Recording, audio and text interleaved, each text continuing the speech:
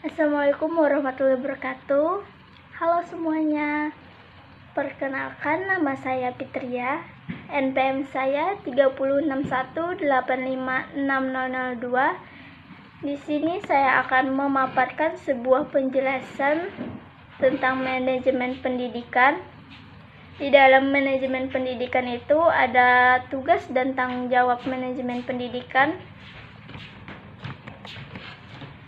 Di dalam tugas dan tanggung jawab itu ada beberapa konsep atau ada beberapa pembagiannya lagi. Yang pertama itu bagian A, konsep dasar kepala sekolah. Nah, di sini ada hal-hal yang mempengaruhi kepemimpinan kepala sekolah menurut Depdiknas 1999, antara lain sebagai berikut. Yang pertama itu ada kepribadian yang kuat. Dapat kita ketahui, yakni pribadi yang kuat ialah percaya diri, berani, semangat, murah hati, dan memiliki keperkasaan sosial. Terus yang kedua itu memahami tujuan pendidikan. Nah, di sini memahami tujuan pendidikan itu ialah memahaminya dengan baik, karena dengan pemahaman yang baik, kepala sekolah dapat menjelaskan kepada guru, staf, murid-murid, dan pihak yang terkait tentang strategi pencapaian tujuan sekolah. Yang ketiga itu memiliki pengetahuan yang luas. Nah, dapat kita ketahui memiliki pengetahuan yang luas yaitu tentang bidang tugasnya maupun bidang lain yang terkait di antara tugasnya masing-masing. Terus yang keempat itu ada memiliki keterampilan yang profesional. Nah, di sini keterampilan yang profesional itu ialah keterampilan yang terkait dengan tugas-tugasnya sebagai kepala sekolah, yaitu keterampilan teknis, menyusun jadwal pelajaran, memimpin rapat, melakukan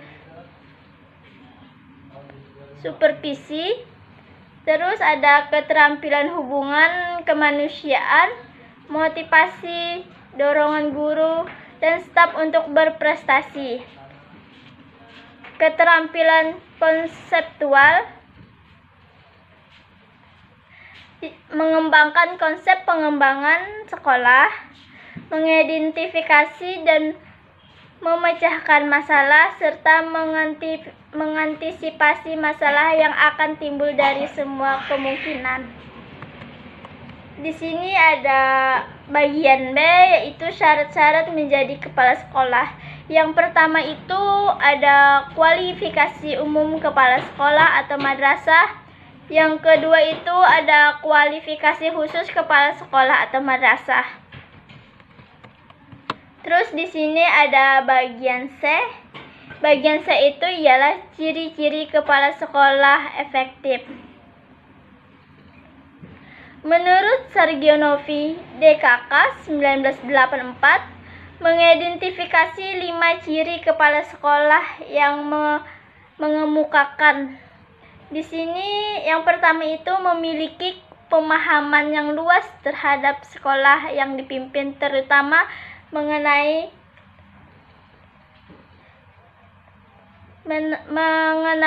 keterusan sekolah, kesesuaian situasional, dan perubahan-perubahan yang terjadi. Yang kedua itu sulit mengatakan tidak. Untuk membantu para siswa dan guru agar tumbuh dan bekerja sama dan membangun. Terus yang ketiga memiliki kemampuan mendengarkan. Yang keempat itu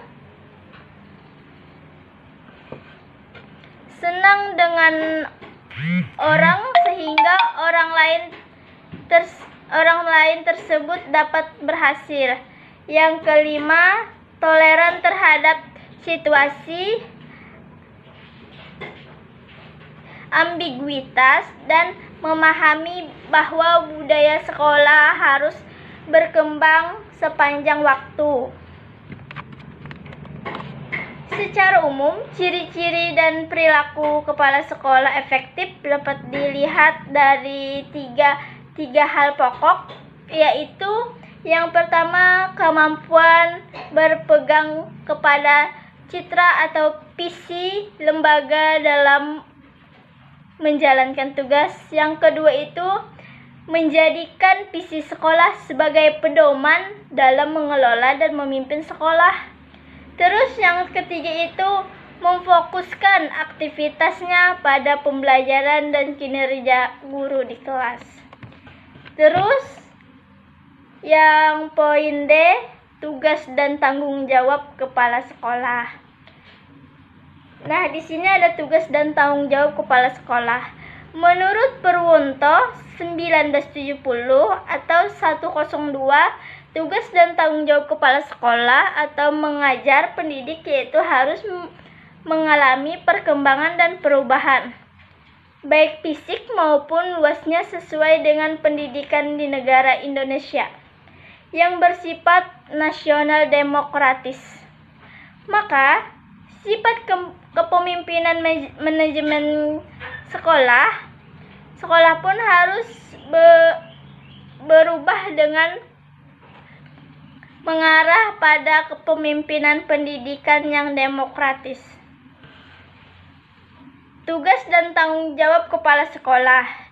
Semakin luas dan semakin banyak bidang kepala sekolah, tidak hanya tanggung jawab atas kelancaran jalannya sekolah secara teknis akademis saja. Benarlah hal itu adalah tugas dan tanggung jawab yang pokok bagi seorang kepala sekolah atau manajemen pendidikan. Di sini ada poin E. Poin E itu ialah fungsi kepala sekolah bagi manajemen. Nah, di sini ada tugas dan tanggung jawab kepala sekolah. Tugas dan tanggung jawab kepala sekolah itu adalah merencanakan, mengorganisasikan, mengarahkan, mengkoordinasikan, mengawasi dan mengevaluasi seluruh kegiatan sekolah yang meliputi bidang proses mengajar, peningkatan dan pengembangan profesionalisme guru, administrasi kantor, siswa, administrasi bagian pegawai, administrasi perlengkapan, administrasi keuangan, administrasi perpustakaan, dan administrasi hubungan masyarakat. Oleh sebab itu, dalam rangka mencapai tujuan organisasi, kepala sekolah pada dasarnya mempunyai tugas dan tanggung jawab untuk melakukan pencapaian, pengorganisasian, penggerakan, dan pengawasan terhadap seluruh sumber daya yang ada dan kegiatan-kegiatan yang ada di sekolah.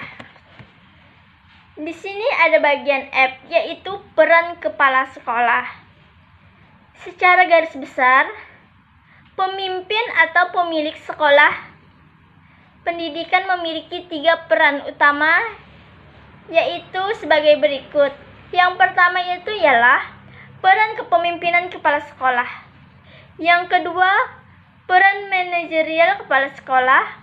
Yang ketiga, peran kurikulum pengajaran kepala sekolah. Nah,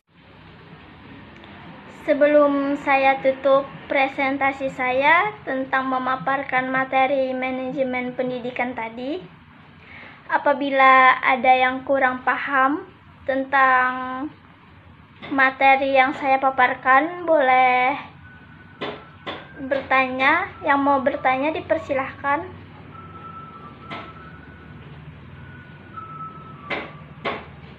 Kalau tidak ada yang ingin bertanya, saya akhiri presentasi saya tentang manajemen pendidikan tadi. Wassalamualaikum warahmatullahi wabarakatuh. Sampai jumpa lagi.